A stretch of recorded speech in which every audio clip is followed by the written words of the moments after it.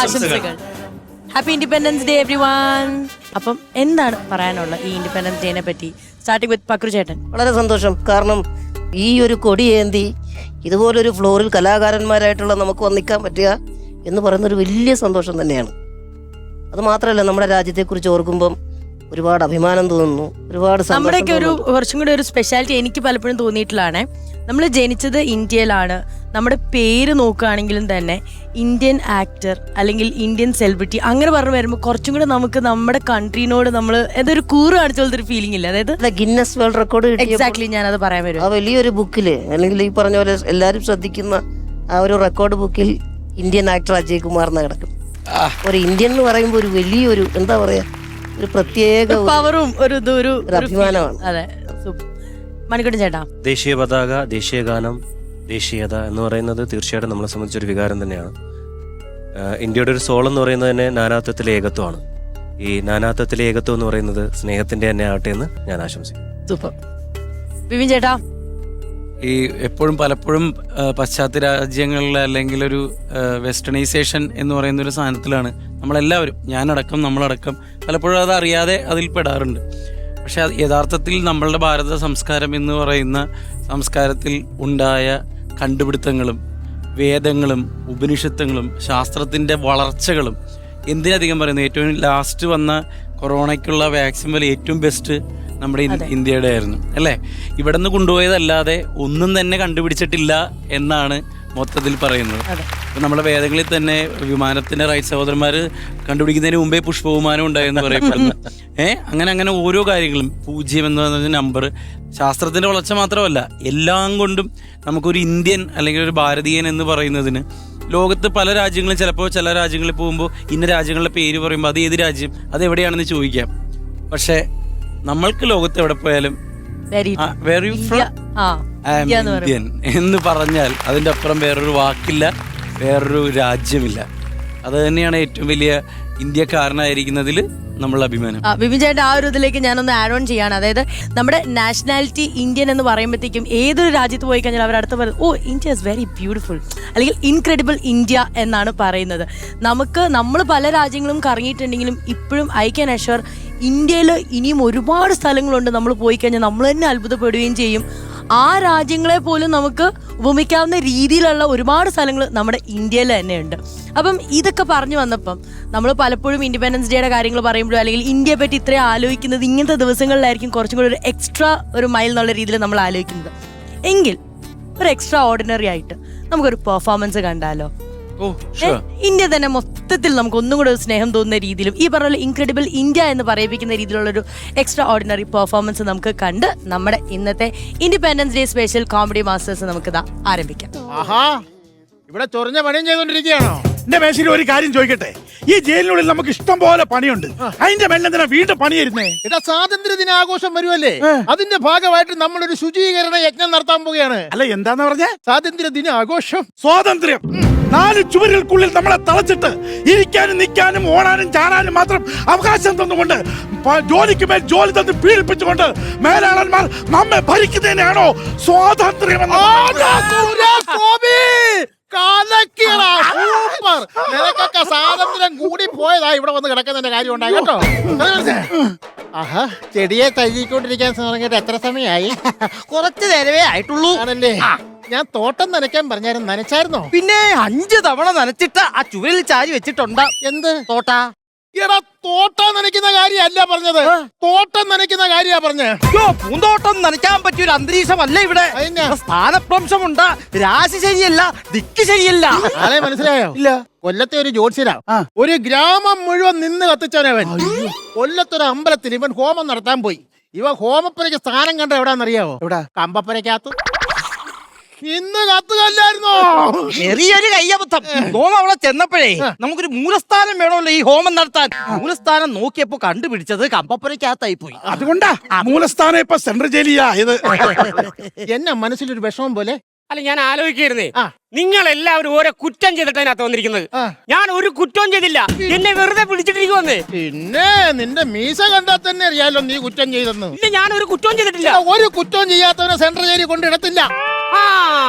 എന്റെ കഷ്ടകാലത്തിന് ഈ അളിയന് വേണ്ടിട്ട് ഞാൻ ഒന്ന് സാക്ഷി പറഞ്ഞു. ഇവിടെ സാക്ഷി പറഞ്ഞെന്നും പറഞ്ഞ ആരെയും സെൻട്രയിൽ കൊണ്ടുവിടുവോടോ? അതെന്താണെന്നറിയാവോ? ഈ അളിയന് ഒരു കേസ് ഉണ്ടായിരുന്നു. അപ്പൊ ഈ അളിയൻ ഭയങ്കര ടെൻഷൻ അടിച്ചിരിക്കുക. ഞാൻ പറയും ഒന്നുകൊണ്ടും വിഷമിക്കണ്ട, പുഷ്പം പോലെ ഞാൻ വന്ന് സാക്ഷി പറഞ്ഞു കോടതി ഇറക്കിക്കൊണ്ടിരാന്ന് പറഞ്ഞു. അങ്ങനെ ഞാൻ കോടതി ചെന്ന് കൂട്ടിക്കയറി നിന്നപ്പോൾ ജഡ്ജി എന്നോട് ചോദിക്കുക, സുരേന്ദ്രനല്ലേ? ഞാൻ പറഞ്ഞു അതെ സുരേന്ദ്രനാണ്. അളിയന്റെ പേരിനളിയാ? ജഡ്ജിന്റെ ഞാൻ ചോദിച്ചു അളിയന്റെ പേരിനാണ്, പരിചയപ്പെടണമല്ലോ. അങ്ങനെ അളിയാന്നോ? എന്നതാ അളിയാ സംഭവം? വെറും ഒരു 50 പൈസക്ക് അവർ മോട്ടിച്ച് എന്നെ പോലീസ് പിടിച്ചത്. 50 പൈസക്ക് അവർ മോട്ടിച്ചെന്നും പറഞ്ഞ ആരും ജയിലിൽ എടുത്തൊന്നുമില്ല. അല്ല, ആ 50 പൈസക്ക് അവർ ഓട്ടോരെ ബാക്കിൽ നിന്ന് പറന്നു പോകാതിരിക്കാനേ ഒരു 5 പവന്റെ മാലയും കൂടെ പൊട്ടിച്ചിട്ടായിരുന്നു. അങ്ങനെ ഇവൻ സാക്ഷി പറയാമെന്ന് മേശിരി. ഇവൻ ഈ ജഡ്ജിയെ കയറി അളിയാന്ന് വിളിച്ചോ, ഞാൻ ചാടി അതിന്റെ ഇടയിൽ ഇടപെട്ടു.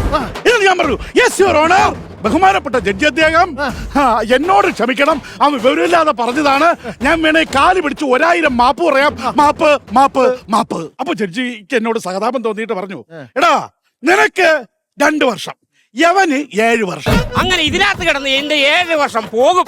എന്റെ ഒരു 7 വർഷവും പോകത്തില്ല. നിനക്കറിയാവോ, ഞാനൊരു വലിയ റിയൽ എസ്റ്റേറ്റ് മാഫിയായിരുന്നു. വസ്തു കച്ചവടത്തിന്റെ പണിയായിരുന്നു. അങ്ങനെ കോടതിയിൽ ഒരു വസ്തു തർക്കം വന്നു. വസ്തു തർക്കം വന്നപ്പോൾ കോടതി എനിക്ക് അനുകൂലമായിട്ട് ആ വസ്തു തർക്കം വിധിച്ചു. അനുകൂലമായിട്ട് വിധിച്ചു? പിന്നെങ്ങനാ ജയിലിൽ കിടക്കുന്നത്? അനുകൂലമായിട്ട് വിധിച്ചല്ലോ. അപ്പൊ അതിന്റെ സന്തോഷത്തിന് ഞാൻ കോടതിയുടെ വാതിക്കലിട്ട് പടക്കം പൊട്ടിച്ചു. അല്ല, ഈ പടക്കം പൊട്ടിച്ചെന്ന് പറഞ്ഞ് 10 കൊല്ലമൊക്കെ ശിക്ഷിക്കൂ? അതെന്നാ സംഭവിച്ചെന്നറിയോ? ഈ പടക്കം പൊട്ടിച്ചപ്പോൾ അതിലൊരു വാണം തെറിച്ചു പോയി ജഡ്ജിയുടെ തലയിലിരുന്നാ പൊട്ടിയത്. അപ്പൊ വധശ്രമം? അതെ അതെ അതെ. അപ്പൊ കിട്ടും. നമ്മളിവിടെ വളവിളാന്ന് സംസാരിച്ചോണ്ടിരുന്നാലേ ആ ജയിൽ വാടം കണ്ടുകൊണ്ട് വന്നാ തീർന്നു. അയാളെ സ്വഭാവം അറിയാവോ? കാലാപാനിയിലെ അമരീഷ് പുരിയാ. അമരീഷ് പുരിട്ടാണ് നമുക്ക് ഹിന്ദിയിലൊക്കെ പറഞ്ഞ് മനസ്സിലാക്കാം. ഇയാളടുത്ത് നമ്മൾ ഏത് ഭാഷ പറഞ്ഞ് മനസ്സിലാക്കുമെന്തോ. ഇയാള് കണ്ടിട്ടില്ലല്ലോ, 6 അടിയാ. വരുമ്പോളെ 1 അടി തരും. അപ്പൊ ബാക്കി 5 അടിയാ. അത് എപ്പോഴാണെന്ന് വെച്ചാൽ മേടിച്ചോണം.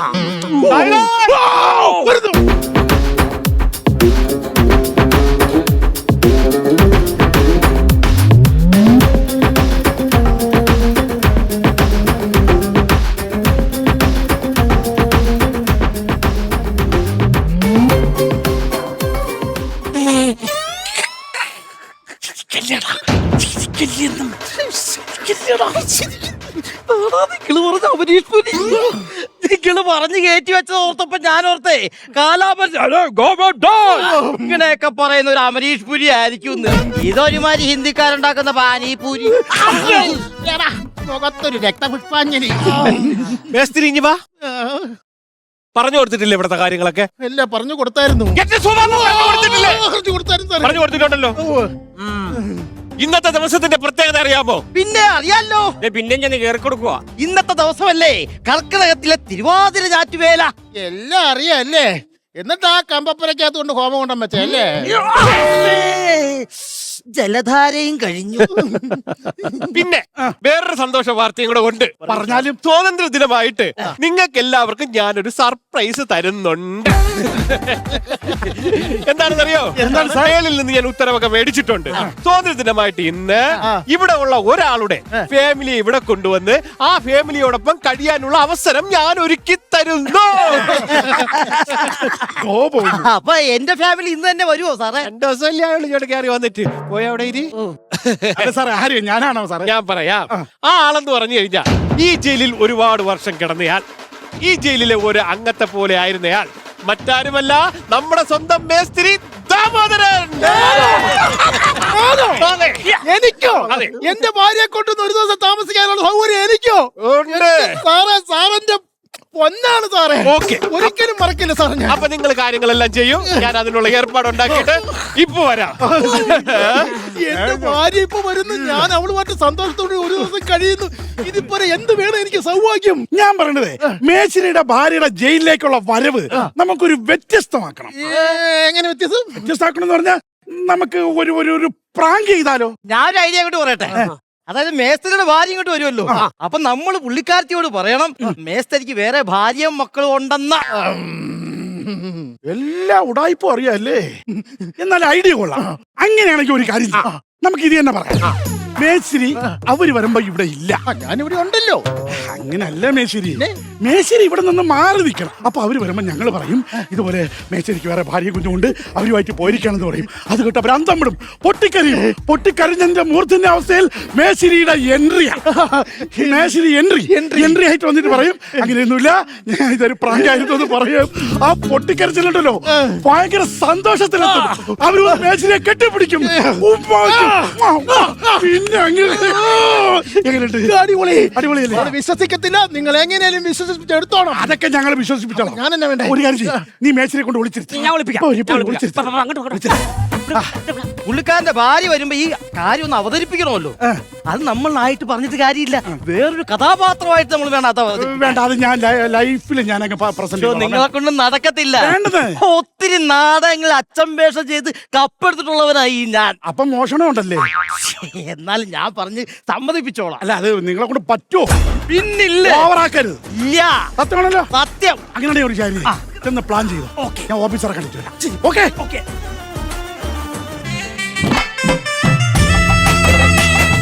പറ്റില്ല മാഡം, ഞാൻ പറയുന്നത് മനസ്സിലാക്കണം. മാഡം ആരെന്ന് പോലും എനിക്കറിയില്ല. മാഡം ഇങ്ങനെ ആർക്ക് അങ്ങനെ അത് വെളിയിൽ നിന്ന് ആർക്ക് ജയിലിൽ കയറാൻ പറ്റത്തില്ല. എന്റെ സാറേ, ഞാൻ പറയുന്ന ഒന്ന് മനസ്സിലാക്ക്. എന്താണ് സാറേ, ഇവിടെ കിടക്കുന്ന ജയിൽ പുള്ളിയായ ദാമോദരന്റെ ഭാര്യ ഉഷ ഞാനാണ്. അയ്യോ മാഡം, ഒരു കാര്യം മനസ്സിലാക്കണം. ഈ ദാമോദരന്റെ ഭാര്യ രാവിലെ വന്നു, ഭാര്യയും കൊച്ചുമായിട്ട് വന്നിട്ട് ജയിൽ കാണാൻ വേണ്ടി പോയി. ഭാര്യ കൊച്ചു വന്നാ ആ ജയില് കാണാൻ പോയെന്ന്? ആ അതിന് അങ്ങോട്ട് പോയത്? അത് ഈ ജയിൽ ടൂറിസം എല്ലായിടത്തും കൊണ്ടുവന്ന് കാണാൻ പറ്റും. ജയിലൊക്കെ ഇപ്പൊ ടൂറിസ്റ്റ് ഏരിയ ആക്കിയാ? ടൂറിസ്റ്റ് ഏരിയ ആക്കി മാഡം ഭാര്യയാണതിന് ഒരു തെളിവില്ല. പുള്ളിയുടെ ഭാര്യയെ തിരിച്ചറിഞ്ഞു കഴിഞ്ഞു. ആരാന്നാ പറഞ്ഞേ? ദാമോദരന്റെ ഭാര്യ ഉഷ. അവനൊരു ചതിയനാ. വൃത്തികേട് പറയുന്നോ? ക്ഷേത്രത്തിന്റെ വടക്ക് വശത്തെ മൂലസ്ഥാനം, തെക്ക് വശത്തെ കമ്പപ്പുര. ഇപ്പൊ ഓക്കെയായി. അന്ന് ഇതൊക്കെ ആയിരുന്നെങ്കിലേ ഇപ്പൊ ഇവിടെ ഇങ്ങനെ നിൽക്കേണ്ടി വരൂലായിരുന്നു. നിങ്ങൾ എന്തൊക്കെയാണ് പറയണത്? എന്റെ സാറേ, നിങ്ങൾ ഈ പറയുന്നത് സത്യമാണെന്നുണ്ടെങ്കിൽ ഈ ജയിലിന്റെ ഉത്തരത്തെ ഞാനിന്ന് തൂക്കിച്ചാകും.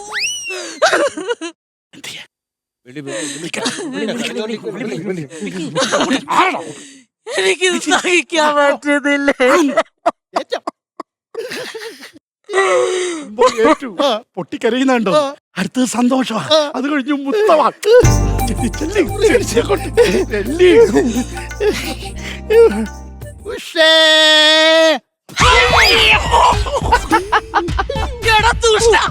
നിങ്ങൾ വേറെ കല്യാണം കഴിച്ച് മക്കളെ ഉണ്ടാക്കി എന്നെ ചതിച്ചല്ലേ?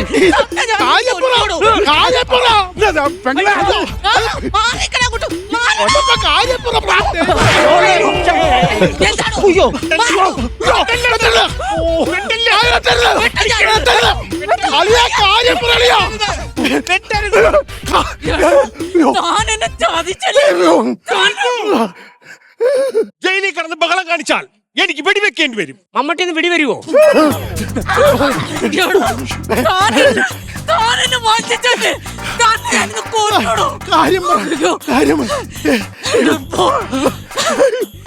ഇനി ഈ ദാമോദരന് വേണ്ടി ഈ ഉഷയുടെ കണ്ണീന്ന് ഒരു തുള്ളി കണ്ണീര് വരില്ല, ഒരു തുള്ളി കണ്ണീര് വരില്ല.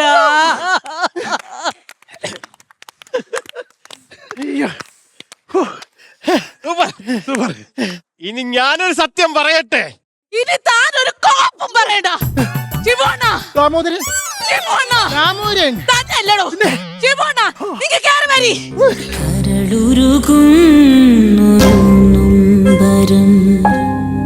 കഥനങ്ങളിൽ ജീവനും കഥയ. ഇത് ശിവണ്ണൻ അറിയാം. അറിയാലോ. നിങ്ങൾ ജയിലിലായ അന്ന് മുതൽ വീട്ടിലേക്ക് റേഷേരി, മണ്ണെണ്ണ, പഞ്ചസാര, പച്ചക്കറി എല്ലാം മേടിച്ചോണ്ട് ഓട്ടോയിൽ കൊണ്ട് തന്നിരുന്ന ആളാണ് ഈ നിൽക്കുന്ന ഷിബു അണ്ണൻ. അന്ന് മുതൽ ഇന്ന് വരെ അണ്ണൻ എല്ലാ ദിവസവും മുടങ്ങാതെ കൊണ്ട് തന്നോണ്ടിരുന്നതിന്റെ ഇടയ്ക്ക് അണ്ണൻ എന്നോട് ഒരു ഒറ്റ ചോദ്യം ചോദിച്ചു. ഞാൻ എല്ലാ ദിവസവും ഇങ്ങനെ തേരാപ്പാര ഓടിയാൽ എന്റെ ഓട്ടോക്ക് പെട്രോൾ ചാർജ് കൂടില്ലേന്ന്. അപ്പൊ ഞാനാണ് പറഞ്ഞത്, അണ്ണാ വെറുതെ പെട്രോൾ നഷ്ടം വരുത്തണ എന്തിനാണ് എന്റെ കൂടെ താമസിച്ചോന്ന്. അന്ന് മുതൽ ഇന്നലെ വരെ ഞങ്ങൾ ഒന്നിച്ച് ഒരു വീട്ടിലാണ് കഴിഞ്ഞത്. ഇത് നിങ്ങളോടൊന്ന് എങ്ങനെ പറയുമെന്ന് ഓർത്തിട്ട് ഞാൻ വിങ്ങി വിങ്ങി തീ നിന്ന് ചാകുമായിരുന്നു. ഇനിയിപ്പൊ എനിക്ക് കുഴപ്പമില്ലല്ലോ. അണ്ണാ, പോവാം. പോകല്ലുച്ചേ. എന്നാലും നിങ്ങളെല്ലാം ചതിച്ചില്ലേ? ഇത് ഞാൻ പറക്കൂല. ഉച്ചേ പോകല്ലുച്ചേ. ഇങ്ങോട്ട് വാ മേച്ചിരി. ഉച്ചേ പോകല്ലെന്ന് പറ. വാ മേച്ചിരി. ഉച്ചേ പോകല്ലേ. മേച്ചിരി, പറയണ കേക്ക് മേച്ചിരി. നിങ്ങൾ എന്താ പറഞ്ഞേ? ഇങ്ങനെ പ്രാക്ക് ചെയ്താ സന്തോഷിക്കുന്നല്ലേ പറഞ്ഞേ? അതെങ്ങനെ സന്തോഷിക്കും? സന്തോഷം ഉണ്ടല്ലോ. എങ്ങനെ? ഇപ്പൊ സന്തോഷം വന്നല്ലോ. എങ്ങനെ? പറഞ്ഞുതരാം. എന്റെ മേച്ചിരി, ഈ ഷിബുവും മേച്ചിരിയുടെ ഭാര്യയായിട്ടുള്ള ബന്ധം ജയിലിൽ കിടക്കുന്നോട് മേച്ചിരിക്ക് അറിയില്ലല്ലോ. ഇതറിയാതെ മേച്ചിരി പരോളിൽ വീട്ടിലോട്ട് ചെന്നെങ്കിലേ നിങ്ങളോടൊപ്പം ജീവിച്ചുകൊണ്ട് നിങ്ങളെ അവള് ചതിച്ചേനെ. ഇതിപ്പോ നിങ്ങൾ ആ ചതിയിൽ നിന്ന് രക്ഷപ്പെട്ടില്ലേ? അവളിൽ നിന്ന് നിങ്ങൾ സ്വാതന്ത്ര്യം നേടിയില്ലേ? സന്തോഷിക്കും മേച്ചിരി, സന്തോഷിക്കും മേച്ചിരി. അയ്യോ, ഇങ്ങനെ സന്തോഷിക്കുന്നേ. ഈ സാധനത്തിന്റെ പേരെന്താന്നാ പറഞ്ഞേ? ഇതാണ് പ്രാങ്ക്, അഥവാ ദാമോദരന് സ്വാതന്ത്ര്യം കിട്ടിയ ദിവസം. പെരകോച്ച് നടന്ന് നടന്ന് കാല് തച്ച് കാലൊടിയണ്ട. സുഭാഷ് അതാരാ നോക്കടാ. നിന്റെ തലയൊന്നും മാറ്റടാ. എടാ നീ നേരെ വെക്കടാ. എല്ലാത്തിന്റെ തലയൊളുക്കോ. അവര് പാവം പൂക്കാരിയാ. പൂക്കാരി എന്തൊക്കെയുണ്ട്? കുറച്ച് കടമൊക്കെ ഉണ്ട്. എടാ കുറച്ച് കട ഉണ്ട്. എന്റെ ശമ്പളത്തിന് പിടിച്ചു കൊടുക്ക്. ഇതാ എല്ലാവർക്കും ഇതാ ഇന്റെ വക. പിടിക്ക്. ഇന്ന് ഫ്ലാഗ് ആണല്ലോ. അല്ല പൂക്കാരി, ഞങ്ങളുടെ ഈ ക്യാമ്പ് സ്ഥലത്ത് നീ വന്ന് പൂക്കച്ചവടം ചെയ്യുമ്പോ ഈ പൂവൊക്കെ ആര് മേടിക്കാനാ? അവള് പൂക്കച്ചവടത്തിനല്ല വരുന്നത്, നമ്മളെയൊക്കെ ഒന്ന് കാണാനാ വരുന്നത്. നമ്മളല്ല, ഈ സുഭാഷിനെ കാണാനാ ഇവള് വരുന്നത്. അല്ല പൂക്കാരി, എടി നീ ഇന്നലെ പൂച്ചക്കച്ചവടം നടത്തി. പൂച്ചക്കച്ചവടോ? അല്ല, നീ ഇന്നലെ പൂക്കച്ചവടം നടത്തി. ഫ്ലാഗ് കച്ചവടം നടത്തി. നാളെ എന്ത് കച്ചവടം നടത്താനാ പ്ലാൻ? ഇവിടിപ്പോ നല്ല തണുപ്പ് സീസൺ അല്ലേ? നാളെ ഞാൻ ഐസ്ക്രീം കച്ചവടമായിട്ട് വരാം. ചെലവാക്കല്ലേ? നിനക്കും കിട്ടിയല്ലോ. അല്ല, ഇനി നിനക്കല്ലേ കിട്ടുള്ളൂ. പോയി വേടി. സംസാരിച്ച് നിന്നാ ഇന്റെ കച്ചവടം നടക്കൂല. ഞാൻ പോണ്. ഇനി നമുക്ക് അങ്ങോട്ട് ഓടിയാലോ? അയ്യടാ, ഒരു പെണ്ണിന്റെ വില്ലാല പോന്നു. വേടാ, നമ്മുടെ കല്യാണ പയ്യൻ വരുന്നേ.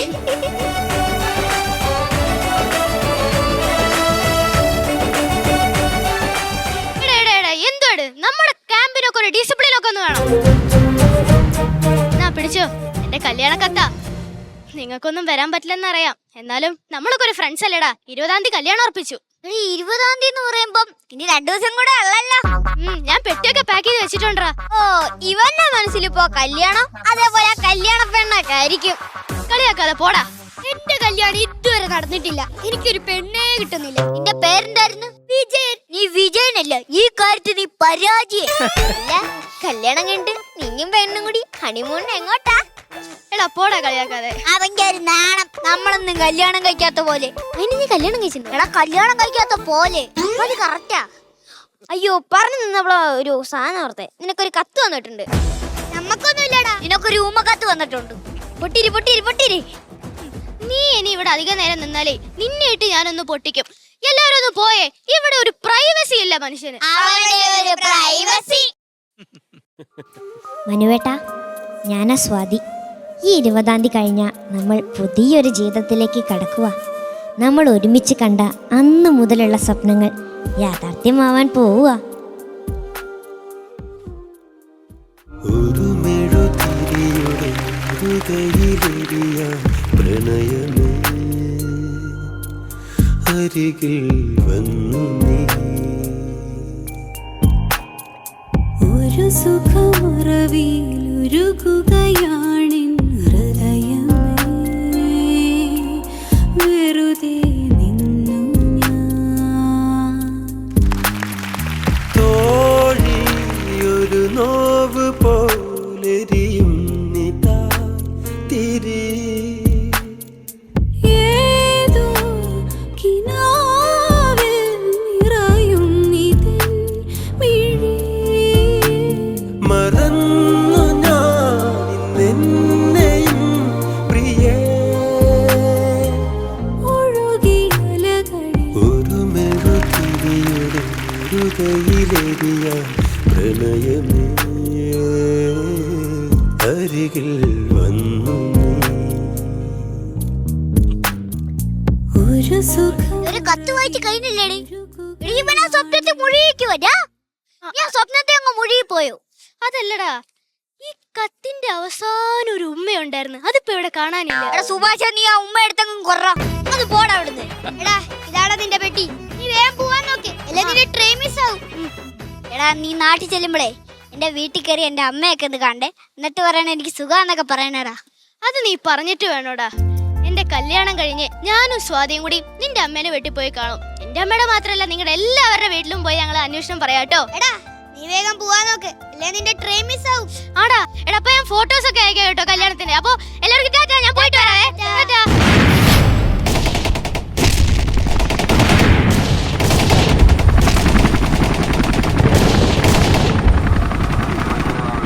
എടാ, യുദ്ധം തുടങ്ങിയെന്ന് തോന്നുന്നു. അവന്റെ കല്യാണമല്ലേ, നീ ചെല്ലടാ. ഇത് ഞങ്ങൾ നോക്കിക്കോളാടാ.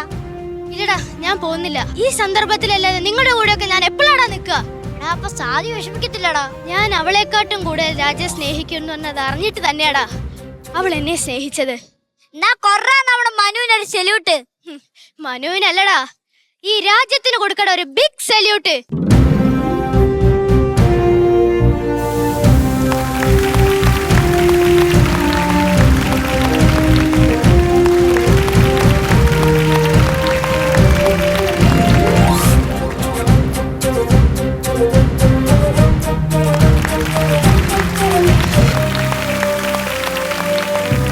മഞ്ഞുറയുന്ന മലനിരകളിൽ സ്വപ്നങ്ങൾ മാറ്റിവെച്ച് കണ്ണിമ ചിമ്മാതെ ഭാരതത്തിന് കാവലിരിക്കുന്ന ഭടന്മാർക്ക്, യുദ്ധമുഖങ്ങളിൽ വീരമൃത്യു വരിച്ച ഭാരതപുത്രന്മാരായ ധീരജവാന്മാർക്ക്, നേടിത്തന്ന സ്വാതന്ത്ര്യ വഴികളിൽ സ്മരണകൾ ബാക്കിയാക്കി പോയി മറഞ്ഞ മാർഗദർശികൾക്ക് ഇടനെഞ്ചിൽ നിന്നും ഒരു ബിഗ് സല്യൂട്ട്.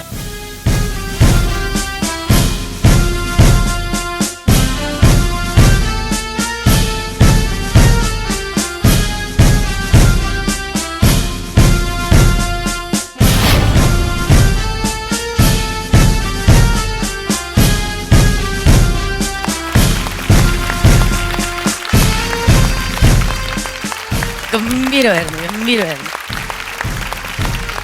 ശരിക്കും പറഞ്ഞാൽ ഇത്രയും വിഷ്വൽ ട്രീറ്റോടെ നിങ്ങൾ പെർഫോം ചെയ്ത് കഴിഞ്ഞപ്പോ ഉണ്ടല്ലോ, ഒരു സിനിമയൊക്കെ കാണുന്ന പോലെ എനിക്ക് തോന്നിപ്പോയി. സത്യം അല്ലേ?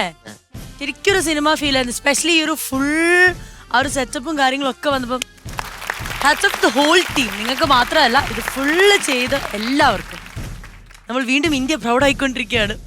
എങ്ങനെയാ? കാരണം ഇതുപോലെ കിടിലം പെർഫോമൻസ് ഒക്കെ മലയാളം ചാനലിൽ വരാന്ന് പറയുന്നത് തന്നെ കിടിലായിരുന്നു അല്ലേ പക്രു ചേട്ടാ? പിന്നെ ഇന്ത്യയുടെ ഭാവി തന്നെ ഇനിയിപ്പോ ഇത്തരം കൊച്ചു കുട്ടികളുടെ തലയിലല്ലേ. അപ്പോൾ അവരത് ആ റെസ്പോൺസിബിലിറ്റി ഏറ്റെടുത്ത് ഗംഭീരമായിട്ട് അവർ പെർഫോം ചെയ്തു. അതെ, നമ്മൾ ഈ സ്കിറ്റൊക്കെ മാത്രം കണ്ടാൽ പോരാ, ഇതൊക്കെ കളിച്ചിട്ട് കുറച്ച് കഴിഞ്ഞ് പഠിച്ചു കഴിഞ്ഞ് വലുതായിട്ട് അവസാനം UK പോകരുത്.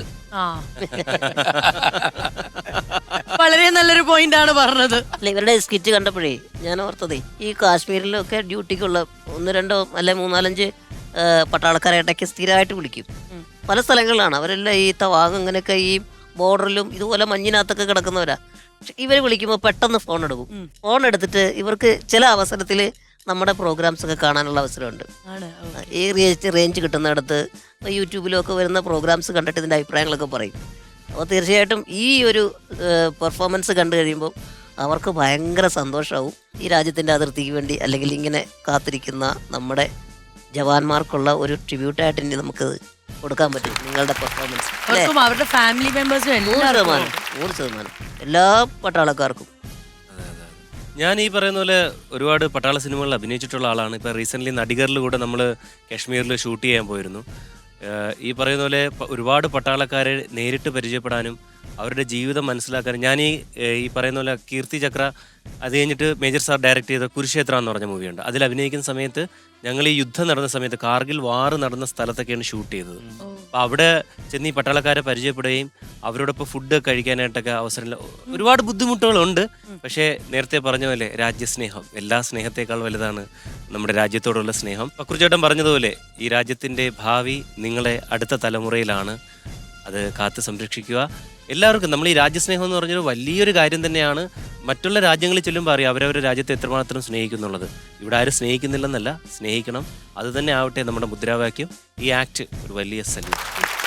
എന്തായാലും കുട്ടിപ്പട്ടാളം, thank you so much. Happy independence day. Happy independence. നമ്മൾ ഇത് ഇങ്ങനെ പറഞ്ഞല്ല നിർത്തുന്നത്. ബോലോ ഭാരത് മാതാ കീ ജയ്.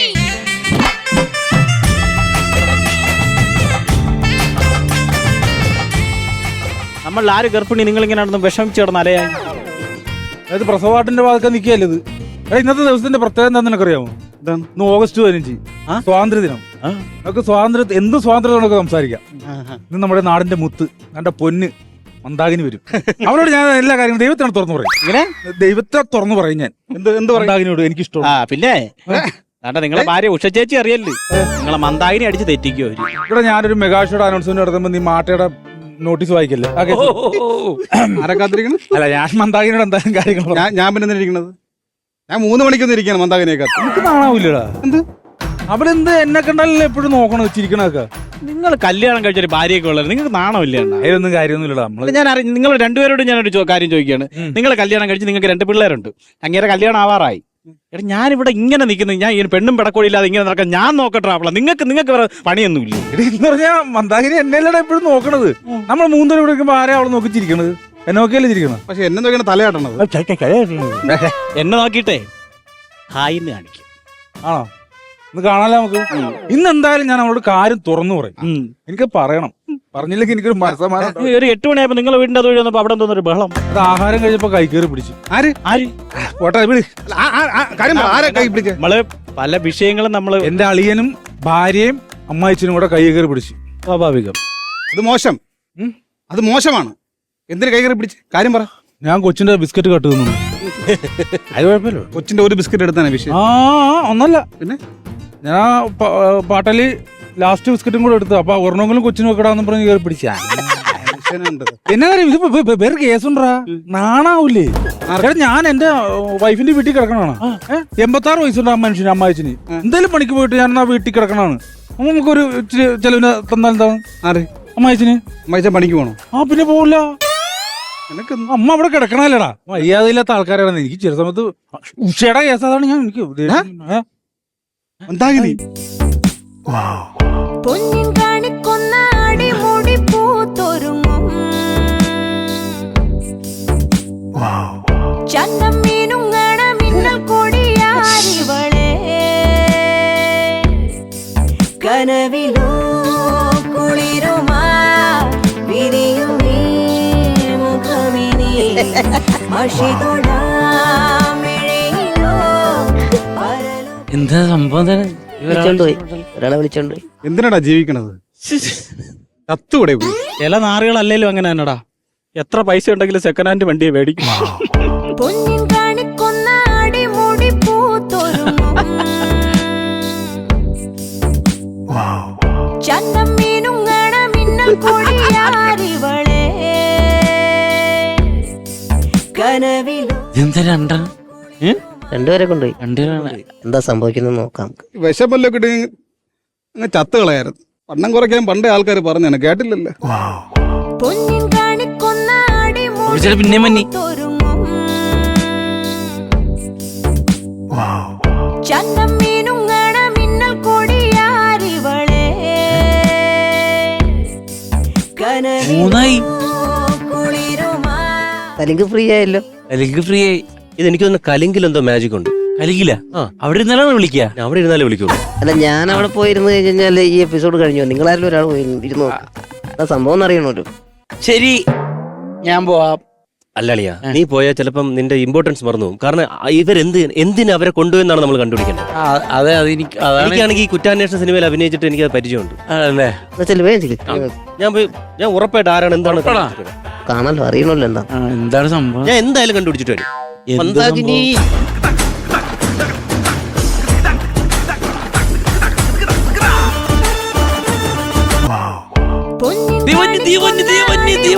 പൂത്തൊരുങ്ങും ചന്തം മീനുങ്ങണ മിന്നൽ കൊടിയാരിവളെ കനവിലോ കുളിരുമാ വിരിയും മണിക്കുട്ടി ബ്രോ, എന്റെ കാര്യം പറ.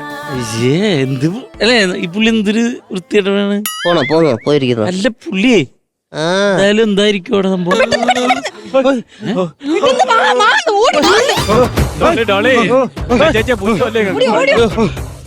അതെ എന്താ പറ്റിയ? അതെ ചേട്ടാ, ഇത് എന്റെ അപ്പൂപ്പനാണേ. അപ്പൂപ്പന് വലിവ് കൂടി ഞങ്ങൾ ആശുപത്രി കൊണ്ടുപോവാ. നിങ്ങൾ ആദ്യം കണ്ടില്ലേ ഞാൻ ഈ ചേട്ടനെ വന്ന് വിളിച്ചത്? ഈ ചേട്ടൻ വന്നിട്ട് എന്റെ അപ്പൂപ്പനെ പൊക്കാൻ പറ്റിയില്ല. അപ്പൊ ഈ ചേട്ടൻ പറഞ്ഞു ഒരാളെ കൂടെ വിളിച്ചിട്ട് വരാൻ. അങ്ങനെയാണ് പിന്നെ ഞാൻ ഈ ചേട്ടനെ വിളിച്ചത്. ഈ ചേട്ടൻ വന്നിട്ട് എന്റെ അപ്പൂപ്പന്റെ ഇവിടെ പോലും ഒന്ന് പൊക്കാൻ പറ്റില്ല. അപ്പൊ ഇവർ രണ്ടുപേരും പറഞ്ഞ് മറ്റേ ചേട്ടനെ കൂടെ വിളിച്ചിട്ട് വരാൻ. ഈ ചേട്ടൻ വന്നപ്പോ ഞാൻ വിചാരിച്ചു ഉറപ്പായിട്ട് പൊക്കുമായിരിക്കുമെന്ന്. പക്ഷെ പൊക്കിയില്ല. അവസാനം ഇവര് മൂന്നുപേരോട് പറഞ്ഞ് ഒരാളെ കൂടെ വിളിച്ചോണ്ട് വരാൻ. അങ്ങനെയാ ഞാൻ ഈ ചേട്ടനെ വിളിച്ചത്. ഈ ചേട്ടൻ വന്നപ്പോ കാര്യം ഓക്കെ ആയി.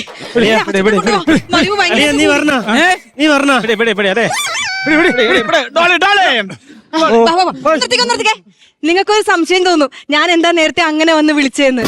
ഞാൻ അങ്ങനെ വിളിച്ചാലേ ഇവന്മാരൊക്കെ വരുത്തുള്ളൂ. അതുകൊണ്ടാ. പോട്ടെ. എന്റെ അപ്പൂപ്പന് വേണ്ടിട്ട്. അതെ.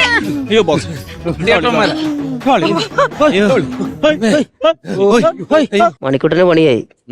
ഇവനെ എന്തോ ഇതിന്ന് നിനക്ക് എന്താ മനസ്സിലായത്? നമുക്ക് സ്വാതന്ത്ര്യം കിട്ടിയിട്ട് കാര്യമൊന്നുമില്ല. കുറച്ചുകൂടി സ്വാതന്ത്ര്യത്തിൽ നന്നായിട്ട് ചിന്തിക്കാനും പ്രവർത്തിക്കാനും കഴിയണം. കറക്റ്റ്.